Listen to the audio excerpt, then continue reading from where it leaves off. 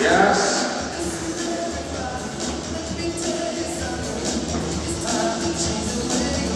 So we can use what's wrong.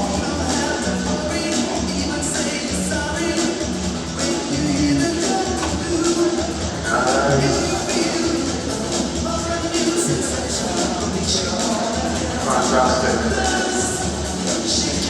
Well done, nice. See, you know, the flavor of Bahamas, of course, they actually renewed their carnival. It was actually last month of June. So for those who want to experience it, you took that next year. We're getting ready for another panel discussion. This time around, our theme, we are going to treat with Rooted in Service, powered by Tech, the next chapter for Caribbean hospitality. The moderator to take us through, we welcome the VP of Liberty Meridian in Jamaica. Our moderator, Stephen Price, will join us next on stage. Good luck, Mr. Price. Check, check, check, check, check, check, check. Good morning, Captain 14.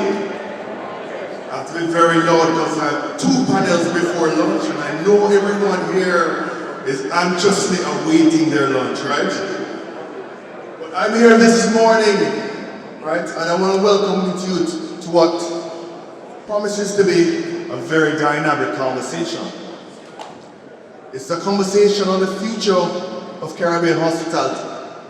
I am Stephen Price. I am Vice President and General Manager at Liberty Caribbean, but I am also the Chief Curator of the Reading of Flow and Liberty Business in Jamaica. I'm honored to moderate this panel, and it's about Rooted in Service, powered by Tech, the next chapter for Caribbean hospitality. So, tourism is more than an industry here. It's our economic lifeline. So much in GDP is earned off of tourism right across the length and breadth of the Caribbean. It's our cultural showcase. It's our global identity. The Commonwealth of the Bahamas welcomed us so well yesterday, and you saw exactly what was brought to the stage. But the modern traveler is changing. They expect seamless, tech-enabled experiences, instant personalization, and the convenience they enjoy in other parts of the world. This creates an exciting challenge. How do we embrace smart technology without losing the warmth, the charm, the human connection, the smile of the Caribbean that make us all unforgettable destinations everywhere we go? So, at Liberty Business, we're absolutely proud to be at the forefront of this transformation. Partnering with hospitality tech innovators like HiMox and Guest Chat to bring small room and guest engagement solutions to our region. Our mission is simple: enhance operations and service, not replace the human touch. It's about giving staff more time to do what they do best: deliver authentic Caribbean hospitality, authentic Caribbean relationships, while technology quietly behind the scenes powers personalization, efficiency, growth. Now, today we'll hear from industry leaders from across hospitality, technology, and innovation, each bringing a unique perspective on how digital innovation is empowering service, driving revenue, and helping us to stay competitive as a region, and while keeping our identity at the center. Today, I'm proud to introduce to the stage our panel. Firstly, he's a specialist in international business development, having spent over 20 years introducing and positioning software, technical products, and professional services in the USA, Europe, Australia, South Africa, all across the globe. I want to welcome the Chapel Growth Strategist for the Americas at HiMox, Danny Shaw.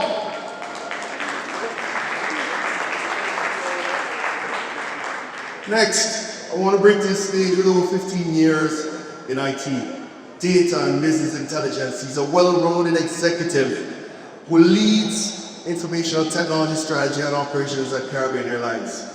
His mission is to use his data and technology to continuously improve employee and customer experience. I want to welcome the Chief Information Officer at Caribbean Airlines, Jeremy Mohammed. And he is Tech alumni. Not to make more rhythm and music because we don't music, right? And a gentleman who consistently delivers results. He's been part of 6,000 companies focused on the delivery of internet and innovative IT solutions.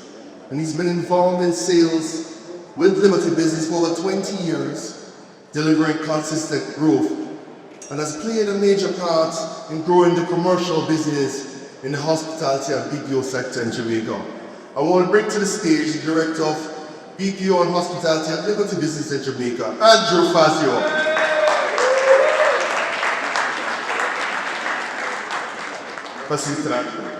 Let's get to it and get to this conversation. And firstly, Daniel, let's start with you. Hyperbox is appreciating in many ways and their services. When we look at the room of 23rd, right? How do you see the Hyperbox and how do you see that division transforming the hospitality industry? Thanks, Steve. So I have the vision. Yeah, it's kind of like the joke that a man walks into a bar and then all kinds of inappropriate things are said. But mine is, Danny walks into a hotel and we're in the morning light this morning, and I say, TV, and I don't care if it's Alexa or Siri or Gemini, it doesn't matter for its technology. But I say, TV, I need a breakfast meeting with Andrew at 8:30. I want to watch the final of Jack Sitter and Alcaraz play the Wimbledon final. And don't tell me I have not watched it yet. Do not tell me who won. Amazon has it as a podcast. I'm going to watch that this afternoon at 4 o'clock. And I'd like a taxi tomorrow at 11 o'clock to go to the airport. Now all those technologies, and what happens then is they send each of the confirmations to my app. Here in Hyatt, it's the world of Hyatt. At the Hilton, it's the Hilton app. So they send the confirmation to my hotel app. All of this technology exists right now. The ability to do Magenic AI is evolving very quickly to where it can actually do the task of making a reservation, sending the confirmations. I can tell it to set up a phone call with my wife at 8 o'clock this evening, and they'll actually ring my phone. These technologies all exist. I use it in my home right now, and maybe that's the point of the vision. The vision is whatever I can do in my home, and I have Alexa. I will tell you I have Alexa in every room, including the mattress. Now this is important. Ideas come there, you need to take some... Bedroom or bathroom? Bathroom? Bathroom. Oh, okay. But I can play music in there too, so this is good. That all of these things exist, and then maybe the whole vision is that whatever I can do in my home, I want to be able to do in a hotel room also. The simple actions that we get. So that's the vision. Great, and we're just stepping on from there, Danny. In terms of having seen what it looks like, where the technology is now, what are the 3 top trends that you see are going as you see? Good. So right now, if you walk into the hotel room, you want the user interface on the TV to be personalized. It has it. You probably walked in and said, "Welcome, Danny," and it did. So it's integrated with their reservations. Being able to cast from my phone, many of the applications that are castable from my phone to the TV, those are standard now. So you want to have a user interface that's customizable and personalized. That's a standard right now. Where I see it also going is the adoption of AI. And AI I'll give you an example. So to make this conference, I had to change a reservation in San Francisco for 2 days. I had to push the reservation 2 days. So I went on the filter hub, and that has a chat. I get the chat button, and I got an AI chat bot. And it was really good because it instantly knew who I was. It was very personal. It took the information that I needed to move my reservation, and it said to me, let me check with the hotel and make sure that I have a room for those 2 nights. Got back to me, reservations been changed, everything's been done. That was AI and using chatbots. I also believe that systems like what Liberty is providing to hotels here in the Caribbean they're open platforms for integration. So an example, Liberty has these 2 systems. One of them is a Hotel 360, where they can actually monitor all of the devices in the network of the hotels so it creates operational efficiencies. So the platform that's being provided to hotels needs to be very integrated. Another one is their guest chat that was mentioned earlier. That's actually kind of a cool app. I believe has a lot of AI in it, where you can actually improve the guest experience by having that type of integration and being able to communicate with the hotels. So I think open platforms, AI adoption, and just the ability to have standard casting to the television. Oh, this is absolutely exciting. Jeremy, let me turn to aviation, right? From your perspective, directionally, how is Caribbean Airlines transforming itself to embrace the future of tourism? So vital an industry, as we said before. How are you enabling the region through technology to provide seamless, easy movement of people to create one Caribbean? And that sounds like our entire strategic plan. But in summary, I think we heavily focused on a couple of things. Just to talk to a few. Our experience on board. I think if you ask anyone who flies Caribbean Airlines, the experience that we get on board, from our staff to our new gym to rebranding, new seats, everything it's all come together pretty well. We have lounges, staff are well, trained well appointed. We believe heavily in investing in our product, and that's underpinned by a series of technology items that you might not see. If you do look carefully, you might see cabin attendants walking around with an iPad, or the guys are walking around the plane with an iPad, or pilots in cockpit, all with a different iPad. So now we have a total series of applications that we built on board that all connects this entire experience so that it's repeatable. We can't be promised a uniform experience unless it's measured and repeatable. And these tools that we now leverage kind of gives us that. And feedback has been coming in. We've won a series of awards over the last couple of years on our service. But it's not just this magic of control. We go way back to the applications that we have, our cloud systems, and we go way back to the other providers of this group that we depend on. We depend on most of you guys across the island, from Suriname all the way to Toronto. We have connections with almost every telco provider. Phones, internet, data services, dedicated services. So it's a long interchain of things that are happening, but it's well planned out, and I think the end product will keep bringing people back on board our aircraft. On the hospitality point of view, we can have the greatest experience on board, but if somebody's going to a destination that's not delivering, there's no reason for them to come back. So that's why we need to work hand in hand more with the local hoteliers, the experience providers, governments, ensure that we have the uplift that people want to take and fly, but they're going to an experience that they want to come back to. That's our children was going to be happy and doing all this for very little commercial value. So it's a few things in train, but overall experience, backed by technology, and working with the providers within the region to give that overall experience to incoming travelers. Just a thought, and I never thought about that before, but we decided we're going to go to the Bahamas, and we're going to stay at the Grand Hyatt. And I want to do activities like go to the water park, go to the beach. We make all of these plans, and the last thing we do is we make a flight reservation. But it's the first thing that impacts our experience when we come anywhere is how you treat us. So Jeremy, I want Caribbean music on the plane next time, and I want an umbrella in my drink, please. We already have Caribbean music, the umbrellas we can look at. But I mean, that also goes to our whole welcome home campaign and mantra, right? That really stems to you're leaving New York to come to Jamaica. Yes, you haven't been home for a while. When you walk onto our plane in New York, we want to already transform you into Jamaica.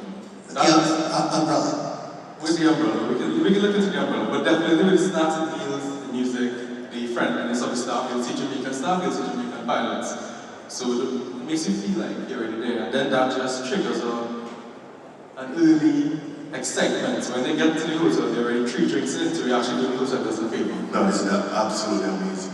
It's so much that you don't get to understand that your vacation starts from the point that you check in at that airport.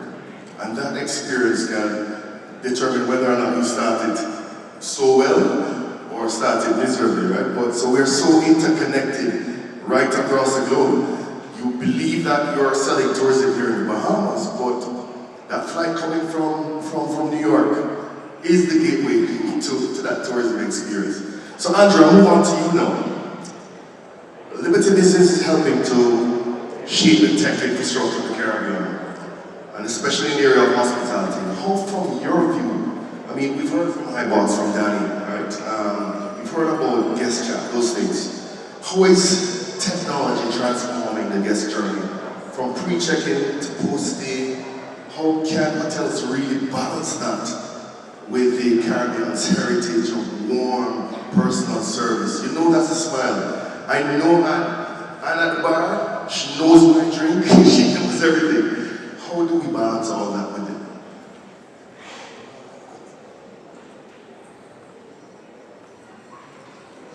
That's a great question. And funny, because I just met some of the major hoteliers in Jamaica. And in discussing what their vision was, it was exactly what Stephen just asked. They want, and I guess this is the hand from Caribbean Airlines, another time, and I'm the second runner, and they want to be able to communicate the moment that guest lands at the airport. And they want to stay in communication, push opportunities, push to them the tours that they want to see, the information that they'd like to learn about, where they can go. They want all that to happen, taxi right in. And then when they get to the hotel, they want a means to communicate at all times so that if any challenges occur, they're addressed immediately. We're providing incredible communication when it comes to the guest experience. Now we do this through a suite of products that we put together called our Smart Home suite of products. Now they include a couple of things mentioned already, high box, deals with the in-room guest experience. Guest chat brings AI to their website and gives them communication, knowledge, and analysis. But there's more to it because we also provide the network. We provide the backbone, we provide managed Wi-Fi, we provide managed services. But even more than that, we provide services that are the Internet of Things, where we can help a hotelier, do asset tracking, energy management, right? Managed Wi-Fi. All these things we provide as a full suite. So we love what Danny brings and Highbox, and we appreciate how Caribbean Airlines brings us a happy customer to start with. It's our job to take it to the next level and to level up. And that's what we're doing. And we're bringing these products and services to bear. And, it's just been an amazing run. As Marco mentioned about Hotel 360, it sounds pretty interesting because it's related to support. But it does it differently because you actually take the blueprints of the building or the hotel, and if there's access points on the 3rd floor in the back corner, it identifies that for you. So when something goes wrong, you're not there wondering where the problem is. You know where it is, you go there, you have inventory on your tablet that tells you what you need to bring, passwords if they're required, and tells you where to get the key and get in the room.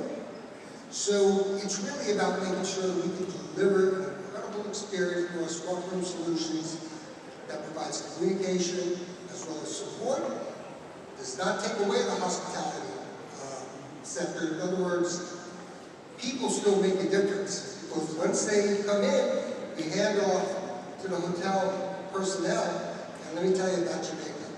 Most incredible, incredible people in the world. And Andrew, mind I put you out of the country? Commonwealth of the Bahamas. love the Bahamas. All right. I just had one thought. Sure, go ahead. I see that in the service and product that Liberty's bringing to market, one of the real values is the content. So when you think about it from a hospitality view, your ability to integrate with the loyalty programs of like Hyatt or Hilton or Marriott's, you can specify what content you like. And AI knows that I like tennis. They know I like to watch Wimbledon. AI should also know that I love to watch the Golden State Warriors play. And so when I walk into that hotel room, I wanted to pull up your content to say, hey Danny, there's a Warrior Heat game on at 3 o'clock. Are you interested? Exactly. Or would you like a tennis lesson at 9 o'clock tomorrow morning? So those are great things that can come from that. Andrew, we heard about the technology story. But I was having a sidebar chat with Jeremy earlier, right? And Jeremy mentioned that technology, especially from the service providers here, many of the service providers in this room, is a high part of your operational expenditure. What are you demanding of tech providers in the future, as in telecom providers particularly? I mean, how can we help you on that journey to really transform, especially aviation? Yeah, good point. I think I spent 10 years in telecoms before moving to aviation, so quite intertwined with how it works, right? And moving from a provider of services to a purchaser of services, there was a big shift. How we operate as Caribbean Airlines is we have connectivity pretty much everywhere, again from Suriname all the way to Toronto. Dual and triple connectivity in many locations, ticket offices, airports, back offices, cargo ramps. We put Wi-Fi on terminals at the airport just because we want to have our own Wi-Fi. And the biggest problem we have, and I said if I ever got to Canton, I would say this, all these providers in one place, we get hundreds and hundreds of different invoices, different bills, different support structures, different points of contacts from the same providers. So, I'm not going to call names, but there are providers in the region that have a footprint across a lot of islands.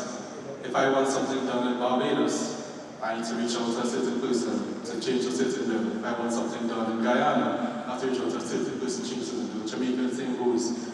It's a management overhead that the internal Caribbean Airlines team is telling these telecom providers, guys, it's your stack. Till we all get this together. It's come to us as a business relationship.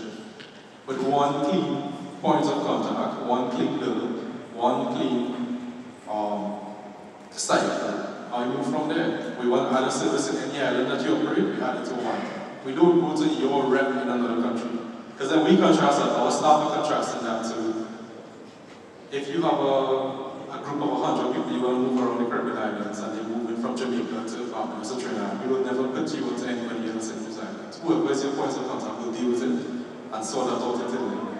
We wish to the telecom providers and powers that we know you have different billing systems, we know you have different line management in each country, but we wish when you provide that service to customers like us who have connections with basically everybody for one point of contact, one clear billing, one clear support system. I wish that, I really wish. I will give you a call. And Danny, just following on that from your perspective, obviously your tool is used globally. What would you say to the telecom providers in this room as well as to how to really help and accelerate this kind of transformation in the hospitality sector? Well, one thing to think about is it's not just hospitality. I believe there's a lot of government officials and ministry here.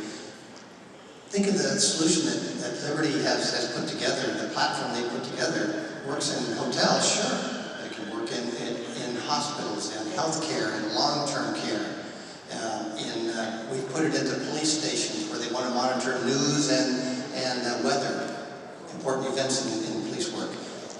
We put it into military bases. We put it on ships, cruise ships, and also military ships for NATO. So it's not just a solution that's hotel oriented. It's for the telcos. It's actually your B2B customer base and government customer base that you can apply this same technology to. Okay, great. Now, we just followed up on a really informative chat led by Desiree Bynum on the whole idea of cybersecurity and AI in the region. Now, obviously, we've had a couple of governments who have really put in GDPR, etc. How do your systems right now, and more Danny and Jeremy, how are your systems set up to protect global customer data, especially for hospitality and in your systems as well? I mean, we're learning a lot more, especially from a high participation from customer behavior, etc. So it's becoming even more and more sensitive, the kind of relationship that hotels, practitioners in the industry will have with their guests. I mean, how are we protecting that data? Yeah, we have a very good example. We launched French routes, or French islands, I'd say about 6 months ago.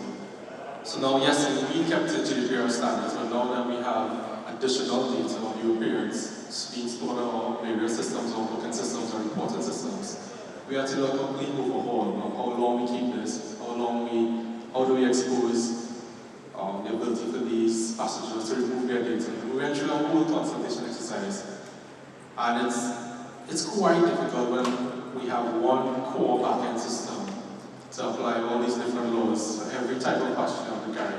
USDOT has their rules, Canadian has their rules, GDPR Europeans have their rules, and now even the Caribbean Islands are catching up, right? Jamaica has their new rules coming, Barbados to an extent, Trinidad is kind of lagging behind. But now we have to ensure that we keep the minimum amount of data that we need to keep on passengers according to all these rules and also the security around that's required. It's a nightmare. I think we got some external help, but now we're trying to upskill our guys internally to do that properly going forward. But for sure, it's a challenge. If we all had one uniform global standard, it would make it very easy, but every region, every country is doing their own thing, and then we need to comply, to continue flying in that area. So it's quite difficult on our end. We're managing as we go right now. There was a keynote speaker, Doreen, who spoke earlier today, and she talked about trust. And to your question, the most important thing that happens on all of these platforms, you can track everything that the guest or the person is viewing on the TV. You can see where they hung out. Maybe they went to restaurants and searched restaurants. Maybe they went to the information about tour guides, and you can see how long or which channels they watched. You have all this information. So Doreen mentioned in the keynote speak about trust.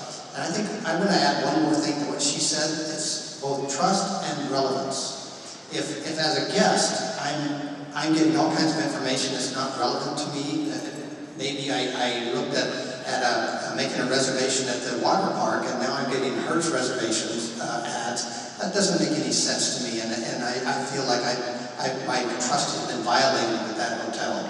So trust and relevance. But on the other hand, if they know that I like sports and they know that I watch the stuff that Andrew provides to me, they can make that suggestion. Hey, are you interested in the Warrior in the Heat game? So that's a relevance that I now have trust in that hotel. Yeah, I just wanted to add that the Caribbean is under attack by the wrong people when it comes to data and such. So ransomware is a big issue. And in 2024, there were over 4 million ransomware attacks in the Caribbean. And why? Because they understand that we're not prepared to handle those attacks. And we need to do that. We need to get prepared. We need to make sure that we have our endpoint coverage, that we have business continuity plans, that we have a backup plan, that everything is in place. And without that, we'll continue to get those attacks. So cybersecurity is here. It's not a matter of if anymore, it's a matter of when. And the reality is we have to prepare. Now, we salesmen, we have the products. We can make it happen. And, but it's really about knowledge and technology. Thank you, Andrew. So Jeremy, as the area, you said that one of the pillars of the hospitality area, what do you see as the next major technology challenges over the next 2 to 3 years that you have to overcome in providing this great contribution to the tourism industry? Yeah, well, I won't repeat this one, right? Cybersecurity for sure is top of mind. It's wood. Not been breached. Because we've been doing a good job so far. I think we have focused on it and we have support from the top on cybersecurity initiatives. And that is the most important thing. We are really denying or pushing back on something we think is right for organization. So cybersecurity for one. The other, I think, is a productivity side of AI. We were first in line to roll out Microsoft Copilot when it came out, right, in our region. But getting employees to use these tools on a consistent basis, on an ad hoc, or summarize a meeting, or send notes, is one. But genuinely embedding AI into certain operations that is repeatable, that takes away actual tasks that we were doing, because it's not just, oh, let me see if this AI can do it, and you go back and do it how you were doing it there. So you can spend more time on caring for people are spending more time on that. I think we've seen reductions of software developers for sure. I think our software development is probably like 20-30% done by AI now, because they are comfortable with a certain tool and they're producing more faster. So we've stopped hiring additional software developers for the time being. So I think there's certain verticals that, yes, it can work, but the others, we know there's a lot of potential, but now we need to figure out a roadmap of how do we carefully roll these things out, be sensitive to people. I am not oblivious to the fact that if we implement AI properly, there's no company, put it this way, there's no company of any size that implements AI properly that will need the same amount of staff that they have. I can't see that. Because yes, I may have 100 of persons in one role. If we teach these people to use an AI tool, that role might go away, or it might move to 80, it might move to 70, it might move to 60. And we're seeing it on international scale, right? Microsoft companies like these are just letting staff go because AI is taking over. So I think cybersecurity and how we manage and integrate AI for sure properly into the organization are the two biggest things we're looking at right now. Barring all the other things we said before in terms of our roadmap for our website and our mobile apps, those things that kind of been trained, but these two are new depth to that. But our brand of Caribbean hospitality is very high touch, right? So what you're saying is that, especially in the areas of the back office, the kind of integration kind of stuff, those are the spaces that there's tremendous opportunity to bring that together. Of course. Departments like finance or HR would say there's tools that we can put in that will surely give them 30, 40, 50% productivity, but it's how we do that carefully. And it doesn't look at all the data, right? I mean, we all know this. So there's a part of it that we started a long time ago, which is digitizing pretty much everything we have into a massive data lake. And we're using that now to kind of push things forward, because we have it. We have the information stored, and that's like the bedrock that our AI tools will work on. Danny, same thing for you. In terms of what you see as the biggest challenges in this space over the next 2-3 years? Well, finding the right people that have the right understanding of AI and building data systems and being able to compete in the marketplace. That's a big challenge. So you need the right talent. Yeah, talent. It's important for anybody to be able to have the right talent in there, but also to have the right vision of how we can use this technology. I mentioned long-term care as a hospitality. And my young developers say, oh, the old people, they don't understand technology. And I remind them that the people in the long-term care now invented the internet. So yeah, they never underestimate my 91-year-old mother, who I just visited in Washington, who uses a tablet to play mahjong, as well as doing video chat with her great-grandchildren. So it's don't put limitations on ourselves and our technology and what we think. And let's get the right people in there, the talent. Andrew, as we come to our close, tell me your parting shot. What would you like to leave with the audience today in terms of the transformation of the guest hospitality industry? Well, I think as has been said here multiple times, you need to get on the AI bus, and you need to start implementing. And I'd like to take you back maybe 15, 20 years, where the most important thing in a hotel was the food. And then Wi-Fi came. It is important. I have to eat. And Wi-Fi was nice to have. You didn't get it on the plane. You didn't get it all over the hotel. If you got it in the room, you were happy. But usually it was kind of spotty. Well, today, Wi-Fi is ubiquitous. It must be robust, or you will lose that guest. We are at that inflection point with AI. In 5 years, those who have not started now to implement and understand how to use AI are going to be behind the eight ball. This is really something that's critical for the hoteliers. And once they use it, let me tell you, they will fall in love with it. But there's that fear of not understanding it and not wanting to implement because they don't understand it. That's where you come to us, we'll help you implement it.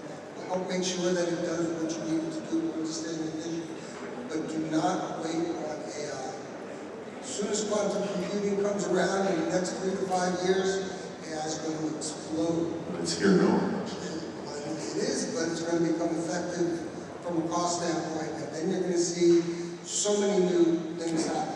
So Andrew, just on that point, and whoever says the closing point, what kind of use cases would you say would be ideal for hoteliers, persons and practitioners in the hospitality industry to try first in terms of AI? Andrew, what do you think? That was you.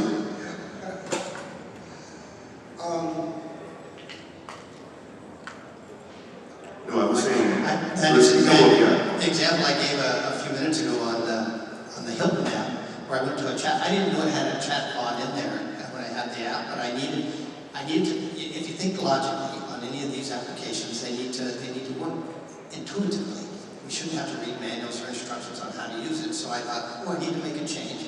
I went to the app, and there's a chat, and it was definitely an AI chatbot, and it was so personalized. And I think that to me is the next step. If there's anything that I totally enjoy in the experience, is that I felt like they knew me, and AI allows us to be that good in understanding and personalizing. Is there any parting words, Danny? Other than that, any parting words? Yeah, make it easy for me. When I travel, whether it's from the airline, I want it to be easy. I want the app to be easy. I want it to be smooth. I want the communication. If there's a change, I don't want to have to go to a screen in the airport. I want to be able to see it on my screen. If there's a change in the hotel or a room or an upgrade, then I want that stuff easy. Over to you, Jeremy. Well, we're almost one step behind, right? So to make that app easy, to make that website easy, there's a lot that goes on in the background. So for us, our focus is trying exactly that, working with all our providers, all our internal staff to give that overall experience that it's seamless. Your passenger journey, which we have completely mapped out, look at places where people are having issues, look at feedback from customers, and continue to iterate on the ones that we see are most important. I think that's where we are going, and we're just using that to say, okay, these are the top next 5 things we need to fix, whether it's be in our app or website or call centers or bots, and just knocking it out. That's what we've been doing, just using technology and taking customer feedback and iterating as we go to make that experience as seamless as possible. But don't forget my umbrella. Thank you so much. And as we close, I think I'll leave about 3 takeaways. Obviously, we heard about the big one. Dip your toes in AI water, right? Start practicing with some use cases. It will help you become much more efficient. But we must learn that tech must elevate. It should not erase the essence of hospitality, the smiles of our people, right? Data and personalization, it will give you a competitive edge in the hospitality industry. And we know our Caribbean charm is our secret sauce. We must do what it is to protect that and ensure that what we've received here in the Commonwealth of the Bahamas is produced in every single country across the region, even as tech empowers it. So ladies and gentlemen, I want to thank you for being eager listeners, and I really appreciate the support you gave my panel. Thank you so much. Thank you. All right. So, of course, coming forward next, as we bring the final panel discussion before lunch, our moderator for this one is the Managing Director, Westbury Global, and we give a warm welcome, coming forward to moderate, Brian Carter. So Brian is up next. Yes, sir. Yes. Same here, same here. I don't know, they're going to bring the lectern for you to sort things out. So, again, Mr. Carter, to take us through the final panel discussion before lunch, ladies and gentlemen. Good afternoon, everybody, and all protocols observed. It is a pleasure to be here in Nassau for Canto's 40th annual conference, and I would like to extend my sincere thanks to Secretary General Teresa Wankin and Chairman Del Rio Newman for inviting me to moderate this very timely panel focused on direct-to-device, or D2D technology, which is really one of the most exciting areas of development in the industry today. As many of you already know, direct-to-device is really the ability of satellites to communicate directly with terrestrial mobile handsets and other end-user devices. Now, the concept itself is not new. Direct-to-device is really an evolution of the long-standing mobile satellite service, or MSS, and presents an exciting new opportunity to close the digital divide, as well as to develop new use cases that can be transformative. So as the region braces for an exciting new era of D2D development, there are a number of issues that need to be studied and are being studied on a global basis. For example, what are some of the use cases associated with D2D? Can D2D be provided under existing regulatory frameworks, or do new regulatory frameworks have to be adopted? What sort of spectrum should be used to accommodate D2D services? And what are some of the key technical and operational aspects that need to be considered in deploying D2D? I'm very pleased that we have some experts who will provide their insights in this area. Joining the panel today is Dixon Oswala, Canto board member and Group Head of Regulatory Affairs for the Digicel Group. Also joining the panel is Ryan Johnson, representing the Mobile Satellite Services Association, which is an association representing some of the key global stakeholders in the D2D ecosystem, including satellite operators, terrestrial operators, equipment manufacturers, and others. Before we begin our discussion, I will invite Brian to provide a brief presentation. Thank you. Excellent. Thank you, Brian. Good afternoon. Good afternoon, everybody. Please allow me to stand on all protocols observed and just express my thanks on behalf of the Mobile Satellite Services Association for speaking. I'm going to speak just briefly about the association and what this technology really means and what are the transformational aspects of it for the region. You can see the MSSA has a variety of members comprising the whole MSS ecosystem. That includes satellite operators, including the founding members Viasat, TerreStar Solutions, the Government Networks, Omnispace, and JSAT, as well as mobile network operators like MTN and equipment manufacturers like Qualcomm, Ericsson, and Avenir. In addition, there's a variety of partnerships that the MSSA has created with the European Space Agency, the GSMA, and the 5G Automotive Association to promote a standards-based approach, as well as a common regulatory framework for the deployment of mobile systems. Hopefully, we get this video to play. Introduce the association a little more here. Imagine a world where seamless global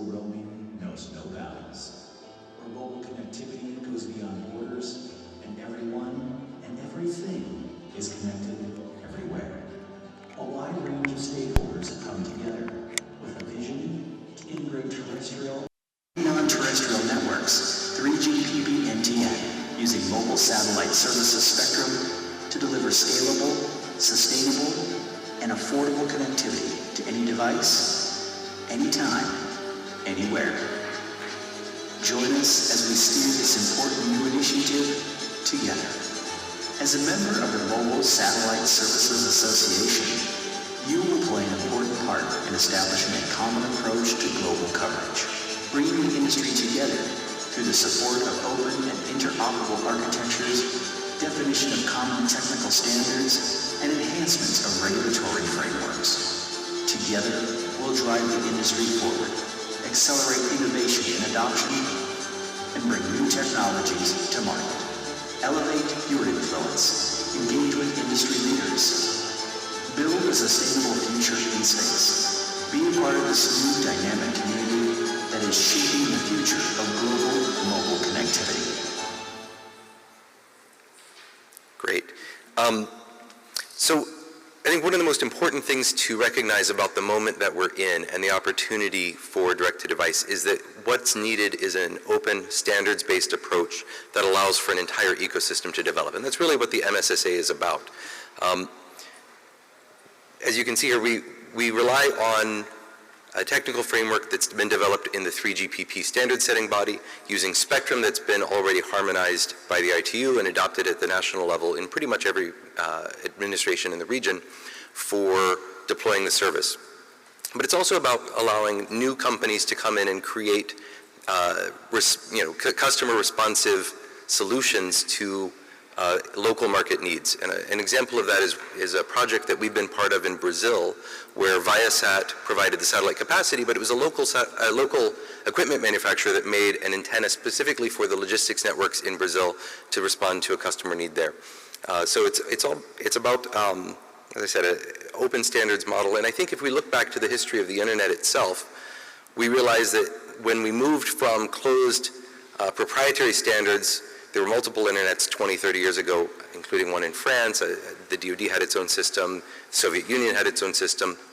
Other countries created their own sort of closed networks. Once the United States created an open architecture for everybody to play in, then we had an opportunity for the global internet that we know today to take off. And I think we're seeing something very similar here. So how does this work, and what do we mean when we say 5G non-terrestrial network for ubiquitous connectivity? As you can see here, this is a simplification of a diagram showing how an NTN, or a non-terrestrial network, operates. We typically call this a hybrid network because the overall service includes utilization of the terrestrial mobile network operator network alongside the satellite operator's constellation. So in this case, we see low Earth orbit satellites as the non-terrestrial portion of the service, and the hybrid architecture allows for seamless connectivity while the cellular phone or any other device is roaming from terrestrial onto the satellite network. So how does all that work? Well, when a device is located within the MNO's terrestrial coverage, and that coverage is available, it's connected to that network.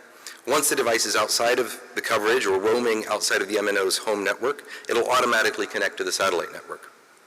So you can see a satellite, and this works with both GEO and LEO, connecting to a gateway station, and under coverage spots, the D2D displays a variety of devices that can be everything from shipping containers, trucks, forestry stations, agricultural facilities, buildings, automobiles, drones, and much more.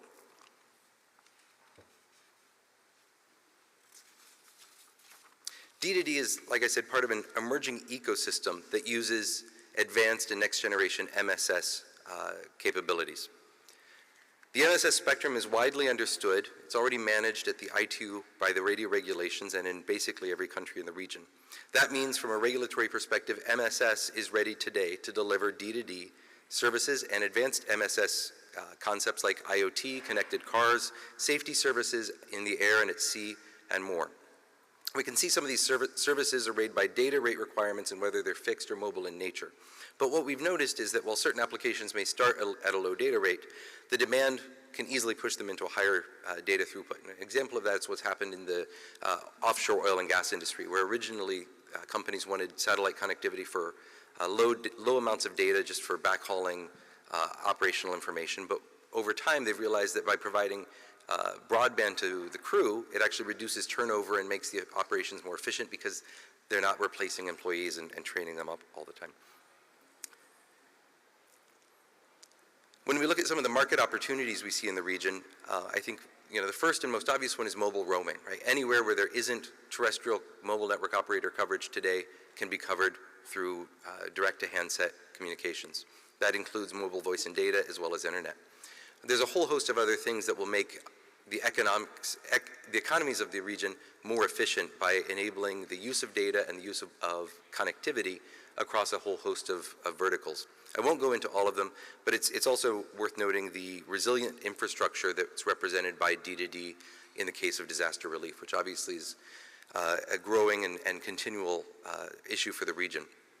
When terrestrial coverage is not available because of a disaster like a hurricane, having handsets that can connect immediately to the satellite networks allows for families and individuals to communicate where they are and their status and their needs, as well as for first responders to more efficiently coordinate response activities.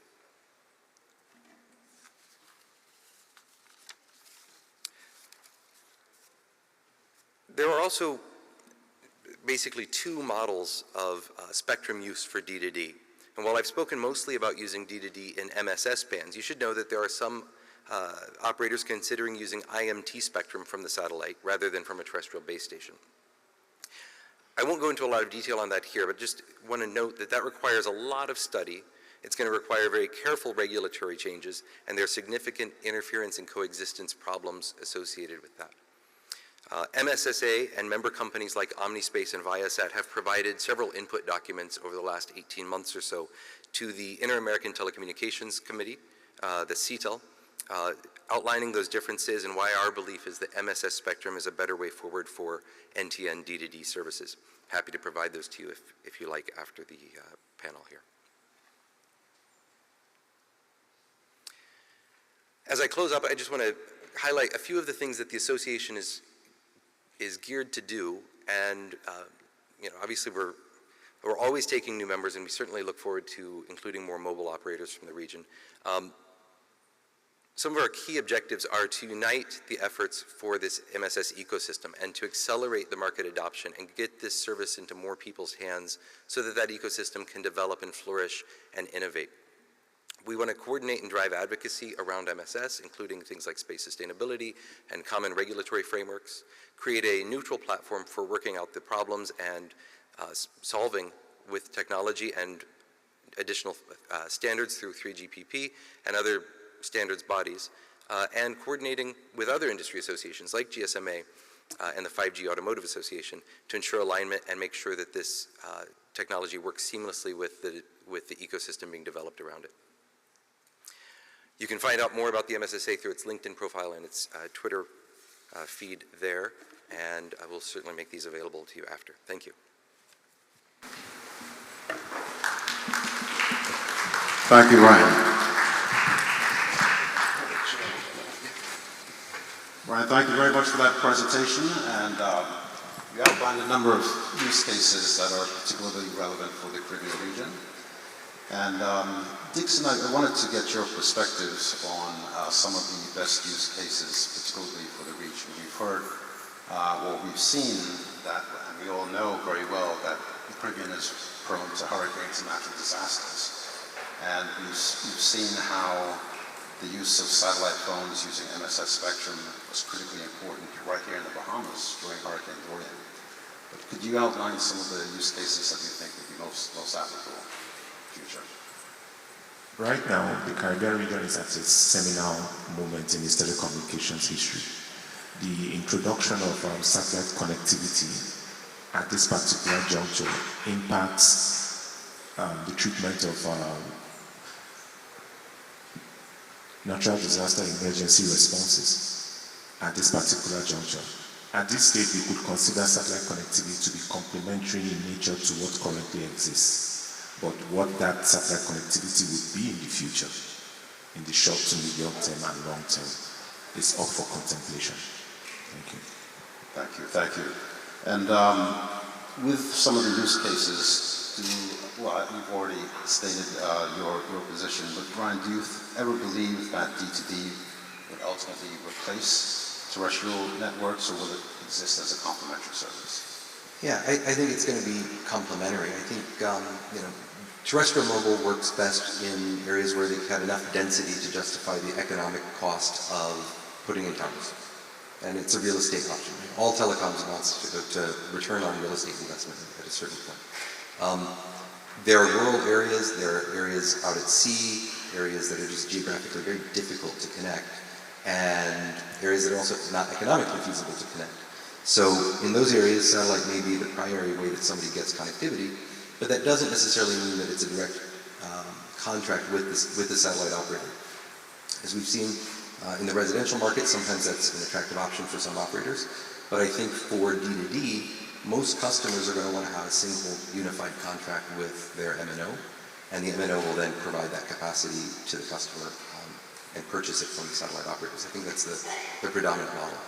For some of the things like IoT and enterprise solutions, there's already a differentiated ecosystem around that, and I think satellite will plug into that kind of along the lines of what exists there. So some of that will go through MNOs who have an enterprise or a business-to-business service. Other times it might be the car manufacturer. So if you buy a car with OnStar or some of these other sort of SOS services, that's the car itself, the car manufacturer itself buying the capacity and network time from a variety of network operators. So I think it'd be something similar to that for the IoT and automotive cases. Thank you. Another key consideration really revolves around regulatory considerations, and I know that we have a lot of ministers, regulators, and policy decision makers here in the audience. What are some of the regulatory considerations that you think regulators need to take into account, either in adopting new regulatory frameworks or using existing regulatory frameworks to promote D2D? Thank you very much for that question. First and foremost, I'd like to begin by stating that there are already established regulatory pathways in which stakeholder coordination and consultation is derived from operators within the region. And we have seen a lot of work being undertaken by our regional regulators. Case in point, British Virgin Islands, Turks and Caicos Islands, and Trinidad and Tobago, in terms of seeking stakeholder support, stakeholder input in order to ventilate the issues that percolate around satellite connectivity. On the other end, we have our regional bodies such as the CTU. We have a Caribbean Management Spectrum Task Force, in which views are gotten with regards to spectrum harmonization, spectrum coordination, and the treatment of cross-border interference with regards to spectrum. At the governmental level, we have feedback from some of our ministers to push and provide access to the Caribbean region at the forums that matter, and the ITU, as the relevant ITU meetings that speak to the treatment of satellite. Case in point, the Jamaican SME, I think this is the first jurisdiction in the Caribbean region to actually put out a consultation with regards to the WRC 2027 agenda items. I'm sure other regulators are following suit and preparing their consultations as well. So there's work being done on the regulatory end, and on the council end, we have just put into play a satellite and spectrum working group, which will more or less provide an industry position with regards to the treatment of satellite connectivity. And the intent is that these disparate parts, the operator position, the regulatory position, will more or less form one holistic picture, which with support and governmental will place the Caribbean region's position at the necessary fora so that the Caribbean is heard and listened to in terms of what we want to derive in terms of value from satellite connectivity in the region. Thank you. Thank you, Dixon. Ryan, would you like to add? Yeah, I think absolutely. There's a lot of questions on how a few of the particular agenda items for WRC 27 will be dealt with. There's 4 that kind of revolve around the D2D ecosystem and mobile satellite spectrum. won't go into all of them today just because we could spend all day on that. But just to reiterate, our view is the existing MSS spectrum is the right place to start because we know how the coexistence works. We know that there isn't interference to IMT or from IMT. And there's IMT in an adjacent band right below the L band, for example. And so we feel very comfortable that we can integrate into MNO networks and provide that service without the risk of interference. On the other hand, the use of IMT spectrum from space doesn't provide that safety and that guarantee. And you may think, oh well, it's just above one country, and so that country can make up its mind what to do. That's not quite right. When we talk about space connectivity, particularly to non-geo networks, which will be pointing in multiple directions, we've seen, for example, trials of IMT from space over the US being detected and causing interference to S-band receivers as far away as Europe and Japan. So it becomes a pretty significant problem to try to corral that and make sure that the right IMT spectrum is used and that it's not going to cause interference. So there are some serious concerns around that. Like I said in my presentation, some very careful regulatory work has to be done there just because it's not a single country issue. But we'll see whether or not further development of that happens at WOC 27 or not. Thank you very much. Before we turn it to the audience, I did want to ask, well, this morning we heard from ITU Secretary General Doreen Martin on the importance of collaboration in the industry to achieve certain objectives. And how important do you see partnerships taking place right now in the industry between stakeholders? You mentioned 3GPP. I know there are a lot of discussions between satellite operators, terrestrial operators, the entire ecosystem. Moving forward, where there's been certain divergence between the two groups, right now we see a lot of partnerships taking place. At this particular juncture, it would be prudent to consider that operators thrive on regulatory certainty. And for that certainty to be established, there has to be collaboration. But not just collaboration for collaboration's sake. There has to be result-driven collaboration. And we have that with our regulators with the aim to improve and corral the entire Caribbean to speak with one voice on the issues with regards to satellite connectivity. My colleague Ryan made reference to the different views on spectrum. There has to be deliberation on that. What's the Caribbean position with regards to the usage or rather the allocation of spectrum? Especially where we have mobile satellite spectrum overlapping with existing terrestrial IMT bands. These are questions that need to be addressed. And moving forward, the intent is that the Caribbean region as a whole, through effective and efficient collaboration with our regulators, being pushed by our governments, will place us in the right rooms, the right fora, the right mechanisms where we can actually get our voices heard. It would be remiss of me not to state this generally, ladies and gentlemen and colleagues. We are at a seminal moment in our Caribbean history. We are privy to be able to experience these changes, and we need to collaborate. Not just collaborate for collaboration's sake, and place ourselves in this room so that our voices can be heard. The PM yesterday made reference to silent surrender, and I would like to put this out now. We shall not surrender silently. Our voices will be heard with regards to the next stage, next wave with regards to satellite connectivity and the introduction of technological evolution within the Caribbean region. Thank you. Thank you, Dixon. Ryan, would you like to add to that?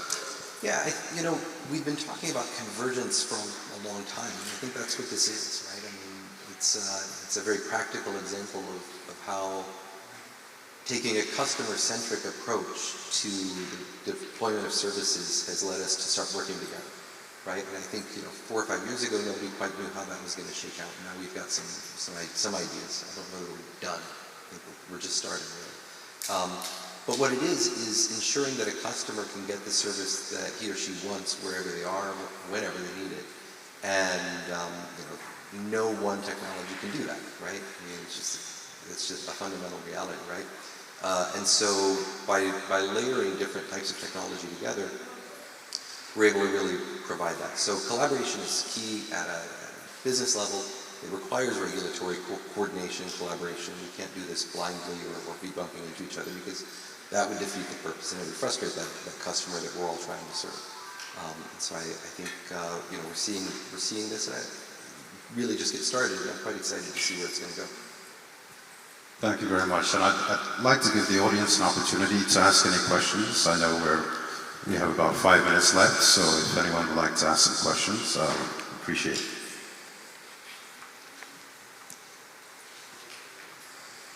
Yes, thank you.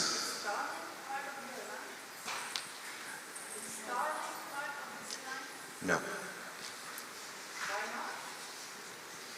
You'd probably have to ask them. Any other questions? One of the things that is very clear from the region is that we have a lot of talent in the region. And when you look at the next 5 to 10 years from now, what do you see as some of the key applications in the future, and what can entrepreneurs, startups, researchers do to embrace this new development in the industry? I am a proponent of connectivity, not for connectivity's sake, but to improve global competitiveness. I want, or rather, I dream for a situation for the Caribbean where if I buy my iPhone in St. Kitts and Nevis and someone buys the same iPhone in South Korea, I can draw the same value from said device. And this is more or less premised on the type of infrastructure, network infrastructure prevalent in either jurisdiction. So there is room to grow for the Caribbean region, but we have to be able to access these services in a non-discriminatory manner. Thank you very much. Thank you, Dixon. Yeah, I think if you're an entrepreneur in the Caribbean today, this is a great opportunity, because we're unlocking a brand new ecosystem. And when we think back before the days of the very large internet companies that we all live and work with today, there were a bunch of small homegrown companies, right? People who would build PCs for you, who would build a specific component. And some of those became very, very large companies. And so there's an opportunity inherent in that.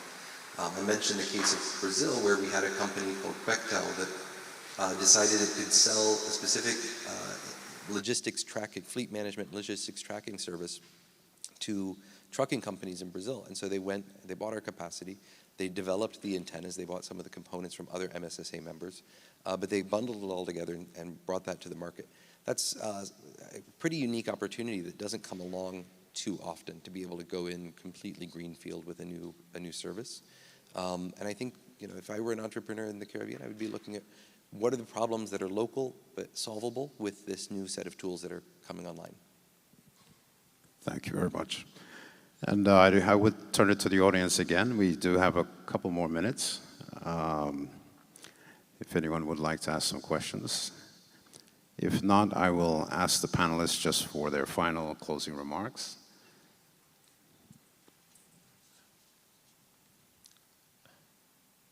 At this particular juncture, there's work to be done. And I'll use this forum to appeal to regulators, governments, and my fellow operators as well.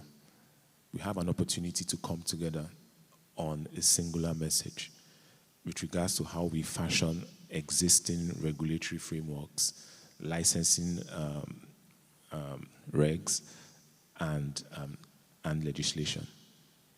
So we need to be singing from the same hymn sheet. There has to be a harmonized voice. We can't have different jurisdictions doing things on their own. We have to be together as one in terms of putting our position, be it satellite connectivity, be it spectrum harmonization with regards to satellite spectrum, be it the allocation of spectrum for satellite services. We all have to be singing from the same hymn sheet. Thank you. Thank you, Dixon. Yeah, I think I agree that harmonization of the regulatory approach in the region is going to be consequential and positive. From a market economic standpoint, creating a larger, more common market where satellite operators and mobile network operators can have a unified approach to how they enter the markets and how they deal with things is clearly going to reduce barriers and make it easier to adopt new technologies. It is also important to have a harmonized voice in the international forum to declare the intentions and the wants and needs of the region to make sure that it can lead its future and not take what's delivered. So I agree. I think that we have a unique opportunity to deliver more value to the economies and to the individuals of the region, and look forward to the continued partnerships that we're going to create here, and to being on this stage maybe in a couple of years with more local case studies to present to you of how we've done this together. Thank you. Thank you very much. Well, with that, I'd like to thank Dixon and Ryan for really spearheading this conversation. I think it's the first time that Canto has had a session focused on this issue, and I'm sure there'll be many more to come. And if the audience would join me in thanking the speakers. Thank you very much.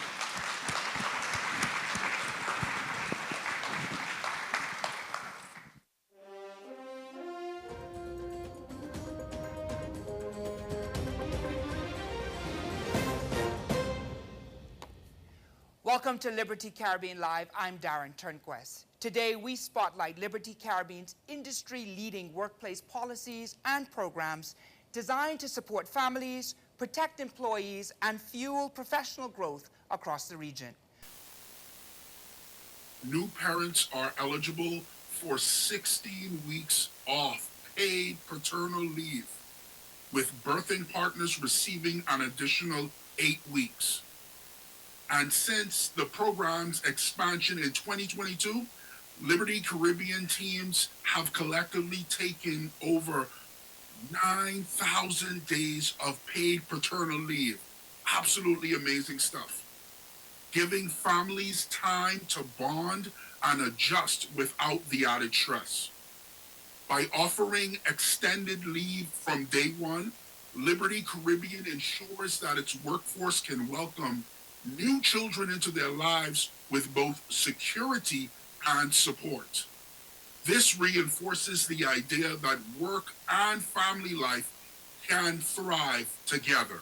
Next up, we have Alan Harris, Manager of Communications for Liberty Caribbean, based in Barbados, joins us today to discuss the support and protections that we provide as a company for those who are impacted by gender-based violence. Alan, can you tell us more about what we're doing in this area? Thanks a lot, Darren, and I'm very happy to have this opportunity to speak about this very important topic, because there are a few gender challenges in the Caribbean that demand more urgency than gender-based violence, which is violence that targets a woman simply because she is a woman, or violence that disproportionately affects women. And the prevalence of gender-based violence in the Caribbean actually outpaces that when compared to international jurisdictions around the world. So in response, Liberty Caribbean established a couple years back a comprehensive policy that offers protection for employees that are affected by gender-based violence. Those employees who are in need can access things such as paid safe leave, relocation assistance, and the company also provides customized safety plans and workplace adjustments, such as providing remote working options that ensures that employees continue to earn, but they also ensure their personal safety as well. Thank you so much, Alan. And of course, having done some work around this policy myself, both in Bahamas and Jamaica, it brings chills because, like you say, reclaiming safety and security is so vital for our employees. So I thank you so much for bringing color to this amazing policy and inviting our colleagues from all around the world to take note, but also steal with pride. Now we move our discussion over to talent, and it gives me great pleasure to welcome Melissa Sharif, Senior Manager of Talent and Organizational Development for Liberty Caribbean. And Melissa will share with us today what we talk about when we talk about talent in Liberty Caribbean, talent and career development. Over to you, Melissa. Thanks so much, Darren. So for those on the technical front lines at Liberty Caribbean, we offer structured career paths and promotion opportunities tied to certification milestones. We have a graduate program and internship programs with also open doors for emerging talent. Since 2022, Employees have logged over 10,500 hours on LinkedIn Learning, sharpening their skills and fueling innovation. And today, 45% of our directors and above at the company are women. This is a true testament to the organization's commitment to equitable advancement. These initiatives create a culture of continuous learning and development. By investing in certification and digital training, Liberty Caribbean ensures that its workforce remains at the cutting edge. And we also use innovation and digital tools like AI in our development initiatives. Wow, that was absolutely brilliant, Melissa. Thank you so much. One of our dynamic talents here at Liberty Caribbean. That is Jade Raymond, General Manager for Flo Anguilla on homegrown leadership and gender parity at Liberty Caribbean. Jade, I see the glow on your face already. So excited to talk to you. Over to you. Tell us what's going on in Liberty Caribbean as it relates to gender parity and homegrown leadership. Thank you so much, Darren.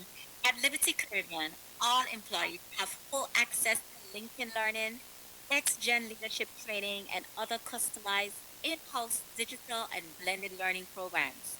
This comprehensive and continuous approach has helped Liberty Caribbean achieve 85% Caribbean nationals in general manager roles, underscoring the company's dedication to nurturing local leadership. By prioritizing homegrown talent and fostering gender parity at every level, Liberty Caribbean builds leadership that truly reflects and understands the communities it serves, strengthening both culture and performance. I want to say thank you, Jade, for exemplifying our commitment to developing leaders from within our very own region.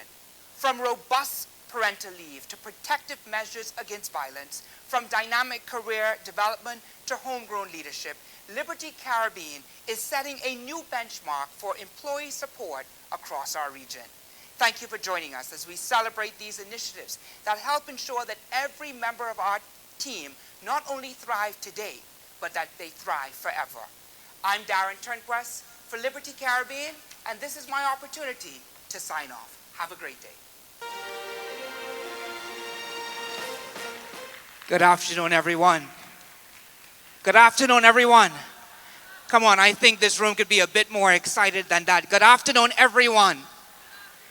So I want us to first start by saying that that video is for you to be able to have some real great discussions with our Liberty Caribbean partners about what we're doing, because our policies and our people-centered approach is not for us to keep to ourselves. This is not the time for competition. This is the time for collaboration. And so we want you to have some discussions. We're going to put up a QR code so that you can see some of the policies, and please steal with pride. The Caribbean is rich with extraordinary talent, resilient, innovative, and full of potential. Today we explore how to unlock this potential by attracting our diaspora, investing in people, and creating a people-centered environment with trusting policies. How do we make this work for our people? Ladies and gentlemen, today is going to be hot and provocative because I have two amazing panelists that's coming to join me. Help me welcome, and she's going to cringe when I say this, help me welcome a kind lady that I reported to for a number of years, who I call a veteran HR professional, veteran in quotations, who've had her time in finance and banking, in manufacturing, in telecommunications, in industrial relations. Help me welcome to the panel, Miss Jacqueline Floro Ford. Give her a round of applause. And next up, a person who is no stranger to me. She has spent some time in the last, I think, couple days in San Diego at the, I guess what you call the International Human Resource Conference, and speaking on leading in a global environment. She is the Director of Human Resources in Lyford Key. And if you've been in the Bahamas long enough, you know where Lyford Key is. Big times and big deals. Help me welcome President of the Bahamas Human Resource Association, LaShanta Smith. Let's give her a round of applause.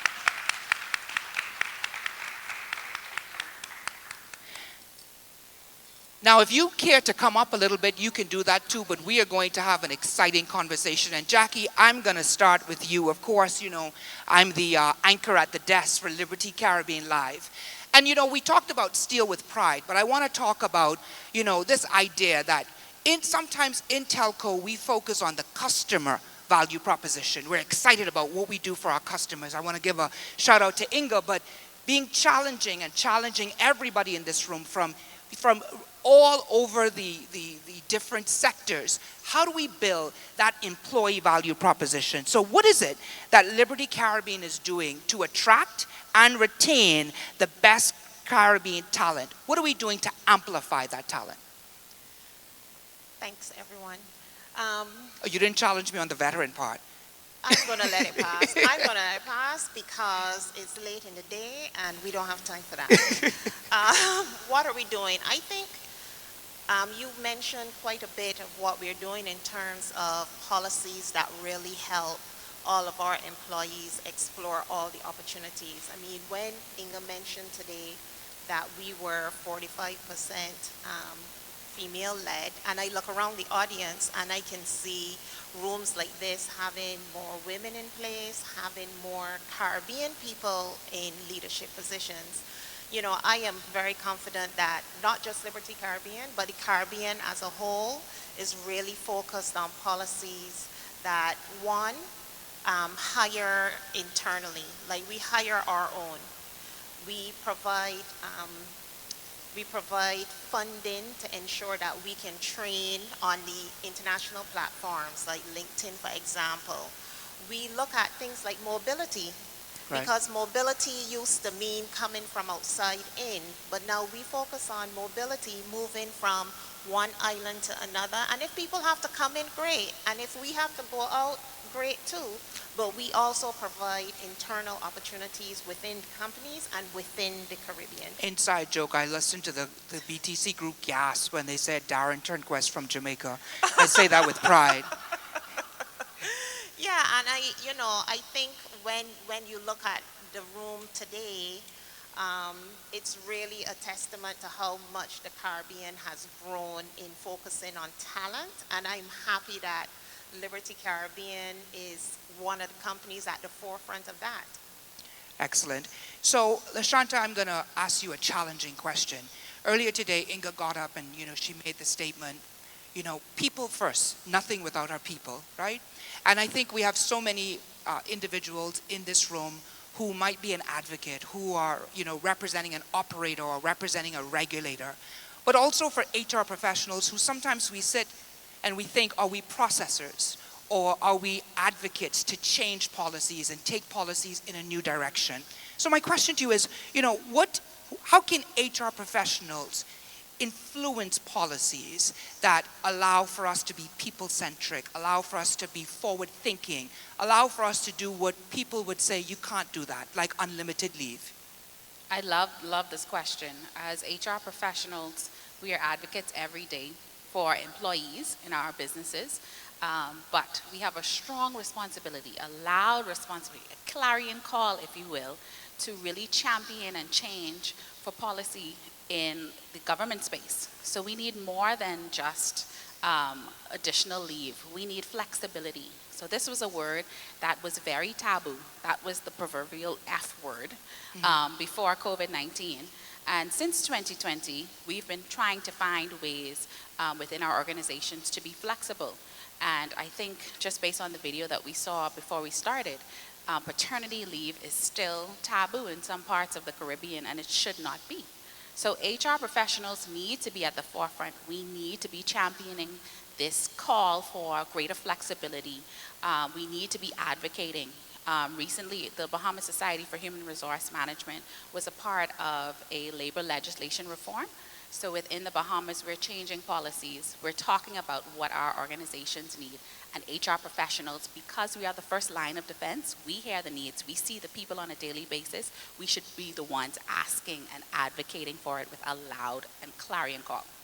Yeah, I like that you say that. I saw Tyrone. I wanted to add something to that, Darren. We telecoms business, a lot of us, we work in heavy technology spaces, and you would see across the world, technology tends to lag behind some of the more people-centric policies. We are very innovative on lots of different things.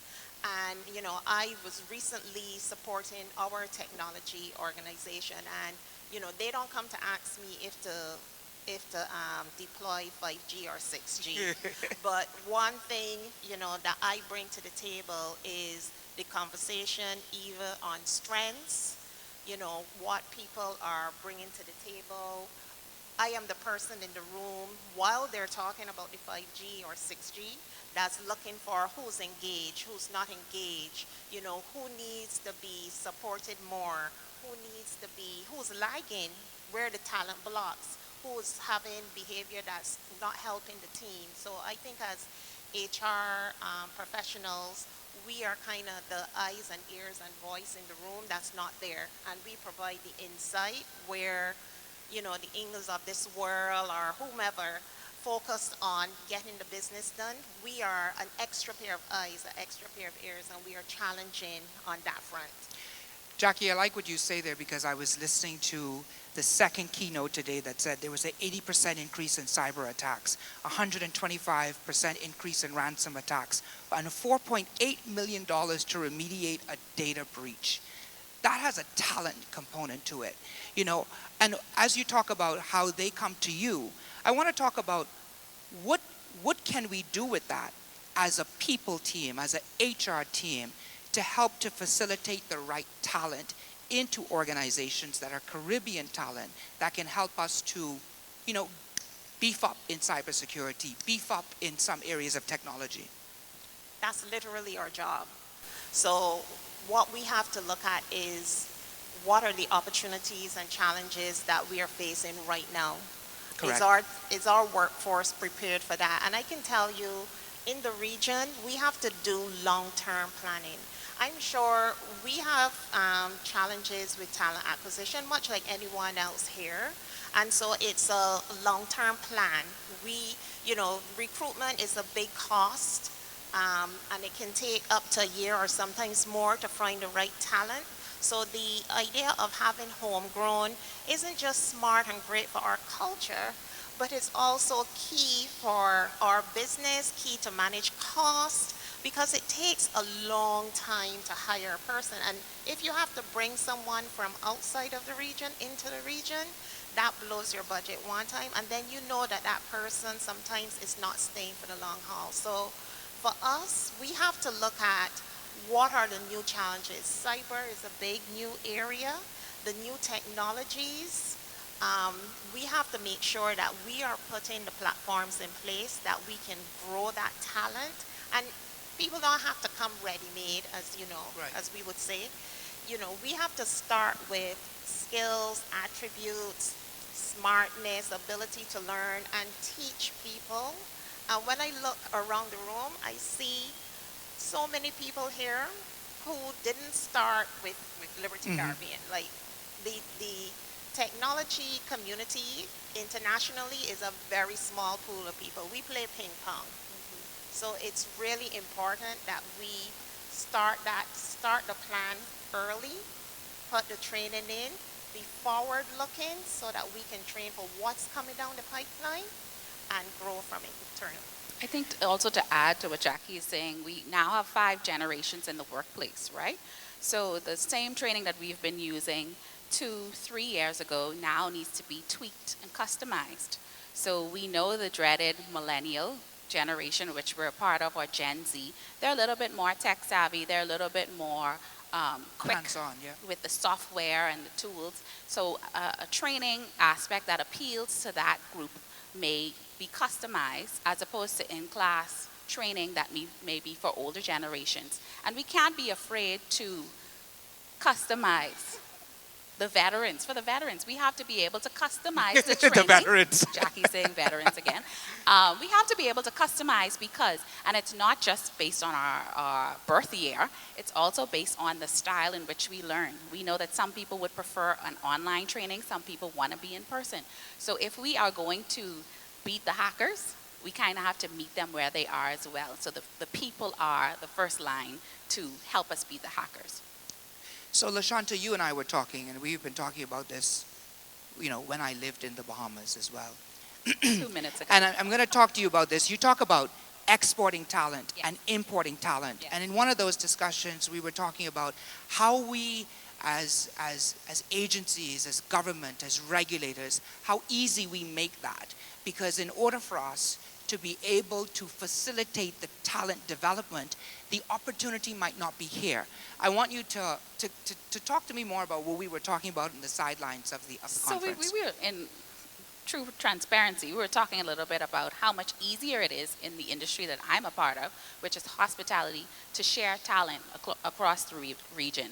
So if I wanted to hire a senior leader from Barbados, it would be a little bit of a challenge, but I'm sure it's a little bit more in the telecommunication space. We do need better policy. We need to advocate more to have the opportunity to bring in talent as well as to export talent. And that means that our immigration policies need to be tweaked a little bit. And that means that we need stronger regulations, obviously, because we want to make sure that the talent that we are getting from the expo, there's a lot of talent in that expo right now. They're going to visit the Bahamas for 3 years. They're going to pour into the local talent. They're going to leave that knowledge here, and they're going to transfer it, and then we can continue to grow that knowledge across the region. We're not just making up space, taking it here, and just leaving with it when we go in 10 years. So we want to make sure that immigration is a little bit more progressive to help us to do that, to export that talent. Understood. And I want to ask you a supplemental question, right? When we think about the employee value proposition, as you think, regionally and globally about what we need to push to make workspaces and workplaces, more people friendly, what are some things you consider that we should put at the forefront? We talked about paternal leave. At Liberty Caribbean, we have unlimited leave that's offered to our team members. Is there anything else out there that members who are sitting here, leaders, industry leaders, should consider? I'm looking at a room full of people that I'm sure you work from home, right? So I know that mental health may be a challenge that is still stigmatized. I mean, as much as we've been saying it for the last 5 or more years, people still feel afraid to come out and say, I need support, I need help. It's not someone that's crazy. We're not going to label you as that. Mental health support, mental health is health, right? So giving those resources are still very critical. Also, another thing across the region, we have gender parity that needs to be addressed.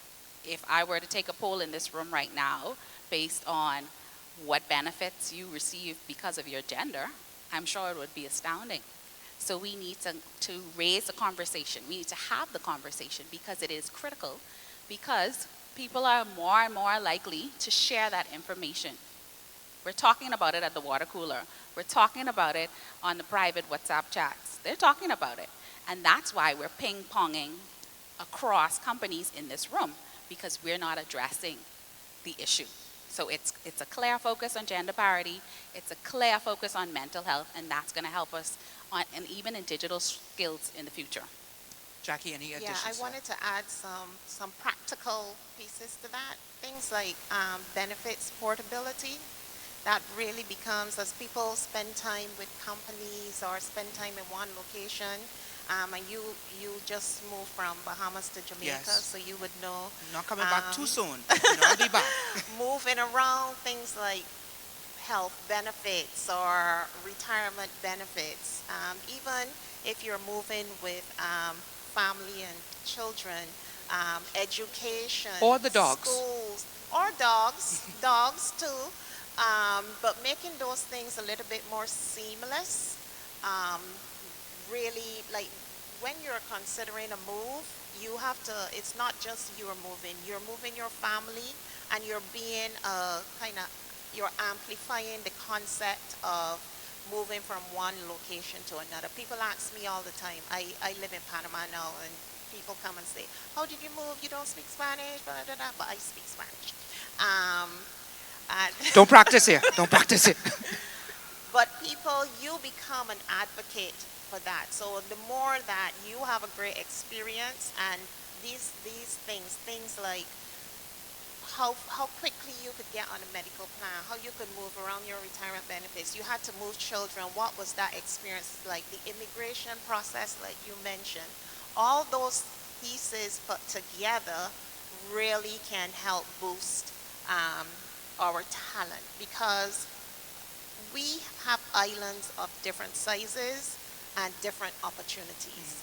And it's hard to get all, no, not hard, it's almost impossible to get all your experiences in one place. When we have more and more companies like that are covering the entire region, and when you come to managing complexity, that's what we're looking for at talent acquisition. We want to know how complex you've managed stuff, how many different customers, how many different situations. And so the more that we can put those kind of support things in place, that'll help people. I want to do a temperature check because I want to make sure the room is still with us. Is any of this resonating with any of you in the room? Give them a round of applause. So Jackie, LaShanta touched on the importance of mental health. And I know that many companies have a robust EAP program. And for those who do not know what EAP means, it's called an Employee Assistance Program. At Liberty Caribbean, we have a gender-based violence policy. I want you to talk about more what that means for us and why that is important for all of us to consider in our respective agencies and in governments as well. Yeah, our gender-based violence policy came out of very tragic circumstances, and I know we are not alone in that. We had some unfortunate deaths in our business over a short period of time as a result of gender-based violence. And this was coming on the heels of, we'd taken some time and actually done a listening tour across all of the business to find out what are our people saying, what do they want from us as an organization, not only on talent, but on representation, on feeling included. And the gender violence-based policy, for us, it means that our employees, any gender, can see the organization as a place to reach out privately. The policy is available to everyone, and we provide all the pieces to help people manage their situation personally, and we put them in contact with the professionals. But it really means that we acknowledge that this is a problem within our region. And it's funny, as an organization, when you acknowledge a situation, whether it's gender-based violence or whether it is gender parity, whatever challenge it is, your employees, one, appreciate that, and then they can speak it to you too, because you're not, pretending that it doesn't exist. And the greater opportunity for us is that we spent the time, developing the policy, testing it, etc., but we also made it available to everybody. Like anyone, any company can access this policy. And we've had the unfortunate or fortunate situation to have to share it with another organization in the same industry as ours. When they experience a death in their business as a result of gender-based violence. And when I was in Jamaica at the time, I made sure to share it with a number of organizations, because a lot of small organizations don't have the resources or the time to put behind this. And our policy, you can literally swap our name out, put yours in, and whatever pieces will support your organization, and you have a policy, and that is what it is there for. I want to have an honest moment, and I think a vulnerable moment. So 2 weeks ago, Jackie, around this, well, I think it was 3 weeks ago, around this same gender-based violence policy, one of the business partners who work within our organization in Flow, Jamaica, came to me and said, we're about to terminate a staff member. I think I shared this with you. But there's something that does not add up for me. I would like, before we do this, Darren, if you can just get a sense of what was going on. And so at that point, the employee walked in, and he was ready for the conversation. And I said, you know, tell me really what's going on. And when I noticed his body movement, I invited the other person to step outside of the room. And there was a complete meltdown and breakdown. And I asked, I said, you know, what time do you have to leave here? And he said, I have to leave here very soon because my kids came to work with me. I said, well, how often do you have your kids? He said, every day. Because at that particular point, his kids was in his sole custody. And also he was having some major domestic violence challenges where the violence was being perpetrated against him. What I felt guilty of, Jackie, was that it didn't add up to me until after the night. I had to sleep on it to come back and say to a team member, can you pull the gender-based violence policy for me? Because it didn't resonate for me because he was a male. If it was a female sitting in my chair, I would have automatically gone to the policy. And I felt that we talk about this often, conscious and unconscious bias. Maybe it was my unconscious bias that did not allow me to facilitate a people-first policy that has been built by the company because of my own bias or my own blind spot. And so I say that to say that sometimes we have people going through the struggle, but because they look too wealthy, or because they look too dressed up, or because of their gender, we don't treat them with the same fairness. And that's where people-driven policies come in place. But it also means that you yourself have to expose your vulnerability, have to expose your biases in order to be effective in people roles. And Jackie, you and LaShanta, we always share this conversation. Everybody that works in an organization is a people person. That's true. You are all watching the baseline of your employee and trying to figure out how can you share with somebody who you know can support, embrace, and encourage them. And I think that's important to note. LaShanta, you had something to add? I was just going to say that speaks to the empathy and the maturity of the leader that came to you and said something is not quite right. As leaders in your institutions, in your organizations, you sense that. You have that gut feeling, and that is what we do as HR professionals. We're here to support you. We're partners. We are not here to drop the axe because we're going to ask you for the documentation. We're going to work alongside you right until the end of the employee life cycle. But if you feel like something is off within your day-to-day, you interact more frequently than we do. That's what you need to do. That's where you champion and you come to us for your support, for our support, and we will help you. And that's what happened. I have so many questions here, but before I take questions from the audience, because I think I'm going to make time for that, because I want this to be not just observatory, but participatory as well, if those words actually exist in the dictionary. If they don't, just engage me for a minute. We have ministers in this room, LaShanta and Jackie. We have senior officials. We have CEOs. You know, we've talked about so much right now. What is a message you want to have or to give to the decision makers in this room about people-centered and people-trusting policies? If they can go back and have 2 actions from you, what would those actions be? And then I'm going to jump off the stage because I know I have at least 2 questions in the audience. But go ahead, go long. I think I'll start with... Why didn't I take the stairs? I think I would start with the fact that the job market, the workforce, doesn't begin at age 18. So we love to think about the employee at the stage where they're done with high school, they're done with college. I think we need to have a skills-based focus, especially where there are skills gaps involved, and we need to partner with education. So we need to start looking across the region to see where those areas or those gaps are so that we can not only catch up, but we can continue to be at the forefront. To excel. Yes. Great. Jackie, over to you. My 2 would be, 1, don't be afraid of talent coming from outside the region. Yeah. What is they say? You can't get, if you want to go further, you go together.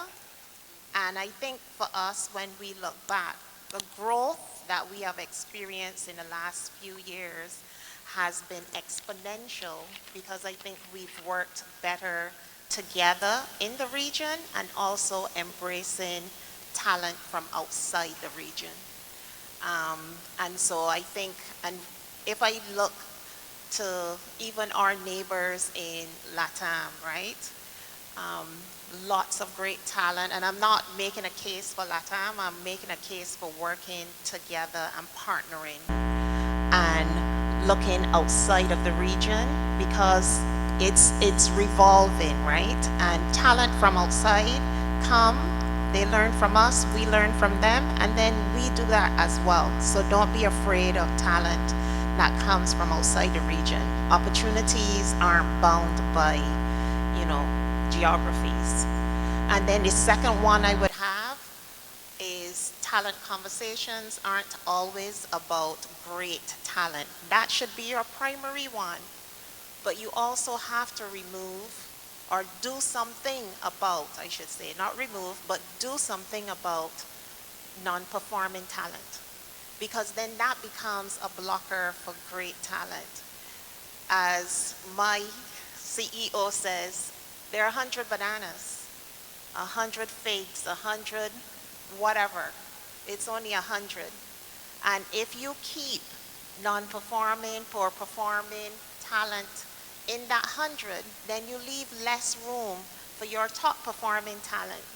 And nothing frustrates performing talent, top performing, or that group in the middle who wants an opportunity or an incentive to do more.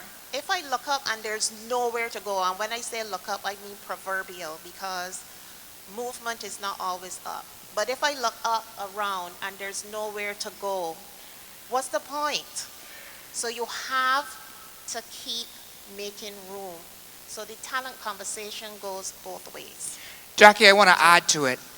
You are then able, if you take out non-performing talent, you are then able to put people-centered and people-trust policies, because you won't have the wrong people in your organization abusing the liberal, fair, and people-centered policies. And I think go with the policies that make you uncomfortable, that you think for a minute, boy, this is too liberal, too friendly.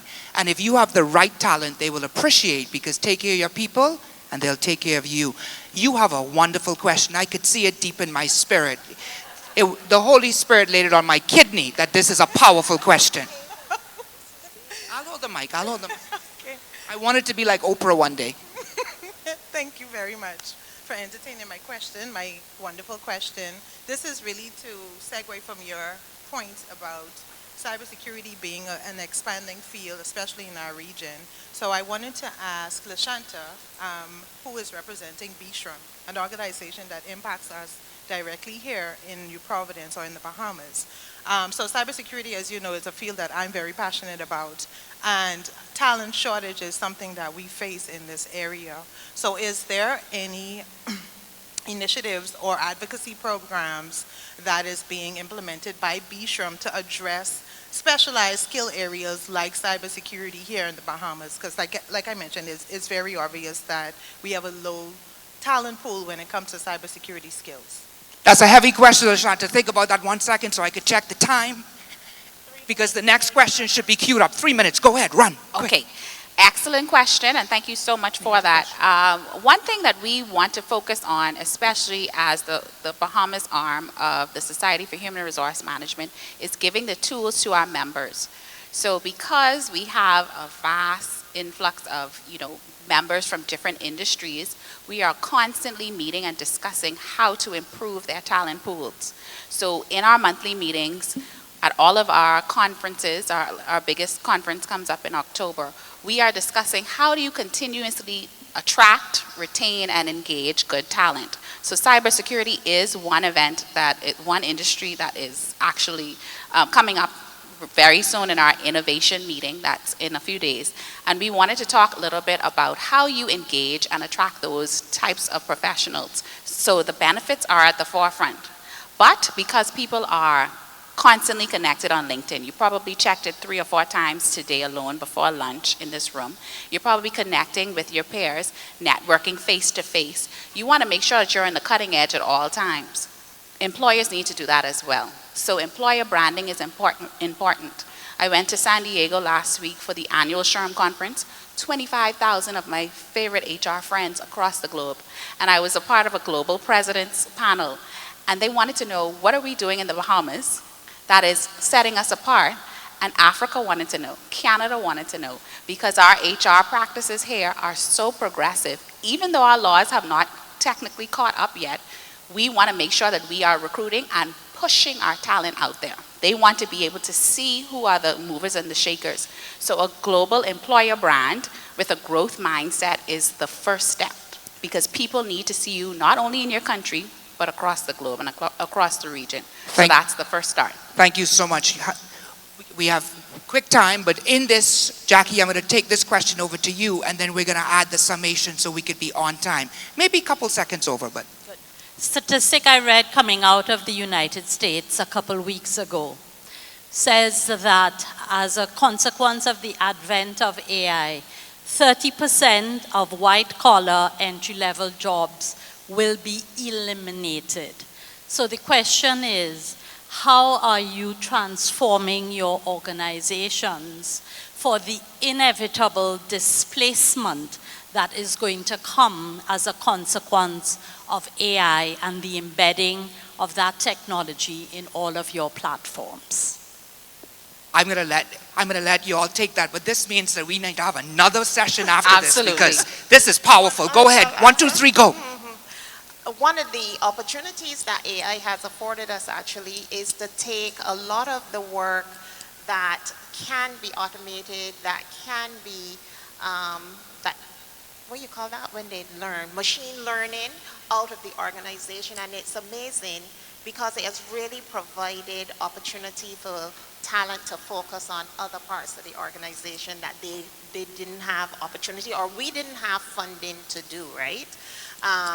We are still at, well, I think we are at a good pace in our AI transformation, but what we've noticed is that one, things that involve people Need like people. Yeah. yes. Like, you don't need me to track your vacation, but perhaps you want to talk to me about gender-based violence or talent learning. But what we have found is that we have used AI to partner with what we do so that we are not just providing educated guesses anymore. We can use AI now to really do talent mapping, to use AI to find the talent, to find Caribbean talent, not only in the region, but around the world. We can literally map entire organizations around the world to see where the talent is. So what we've done is embrace AI and use it as a partner, a silent partner to the teams that we have.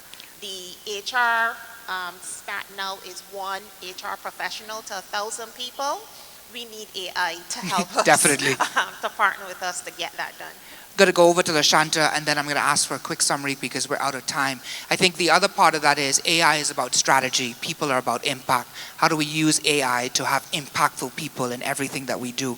LaShanta, That go sums ahead. it up. We're not afraid of AI. We embrace AI. We welcome it. Final thoughts. I'm going to hear from Jackie first on final thoughts. The veteran. So as final thoughts, when the person was talking about cybersecurity and what we're doing, and I thought of my daughter, right? She's a Gen Z person, educated in Barbados and the US, and is now focused on cybersecurity and is adamant that she must live in a tropical climate again. And if you think about that as your talent strategy, you need people from the Caribbean, people who have experienced different cultures, different work environments in any shape or form, people who are vested in new technologies, new learnings, new skills, things that we haven't even thought about, who want to live, work, and contribute back here. That's not one, that doesn't fit one, but we have to be able to embrace all. Great. LaShanta? Oh, I thought she was the final thought. I just want to leave with everyone that we need to be advocating, especially for people-centric policy.